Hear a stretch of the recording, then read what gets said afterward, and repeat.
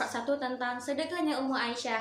Di part 2 kali ini kita akan membahas ringan tentang kisahnya yang lain yang akan mendorong iman kita untuk semakin cinta bersedekah karena Allah, insya Allah. Tapi sebelumnya jangan lupa like, subscribe, komen, dan share sebanyak-banyaknya.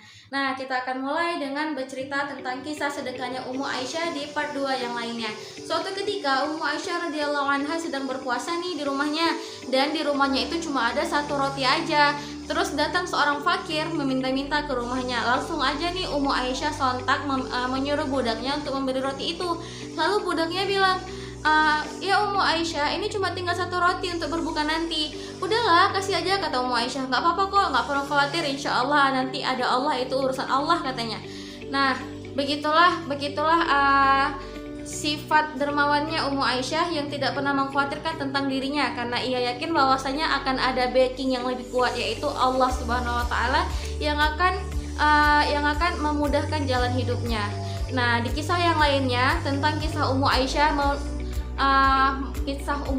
membunuh seekor ular.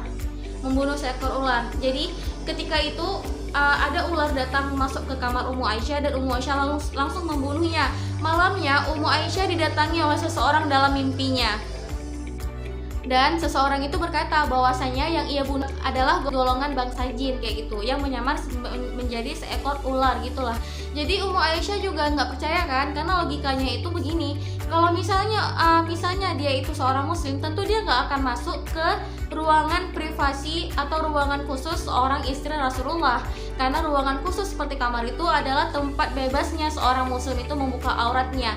Jadi dia bilang nggak mungkin, katanya, kalau misalnya dia seorang muslim, dia nggak akan datang ke kamar istrinya Rasulullah.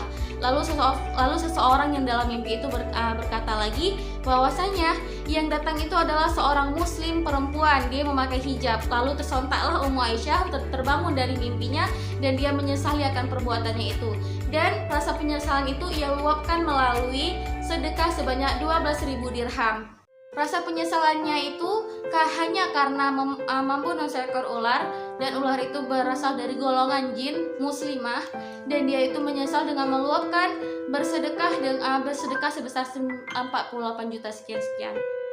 Inilah salah satu kisah dari banyaknya kisah tentang amalan dahsyat seorang wanita surga, istri Rasulullah Ummu Aisyah radhiyallahu anha, seorang perempuan yang hidup sederhana, pakaiannya tertambal-tambal, tapi beliau itu memiliki sifat sedekahnya yang luar biasa, yang gak tanggung-tanggung, hanya untuk membuat Allah meliriknya, mencintainya, dan hanya karena mencintainya, dan yang ia lakukan semata-mata karena Allah Subhanahu wa taala. Jadi ukhtifillah, jangan pernah takut untuk bersedekah, karena sedekah itu berasal dari Allah, dan itu adalah aturan Allah, perintah Allah, bukan larangan Allah.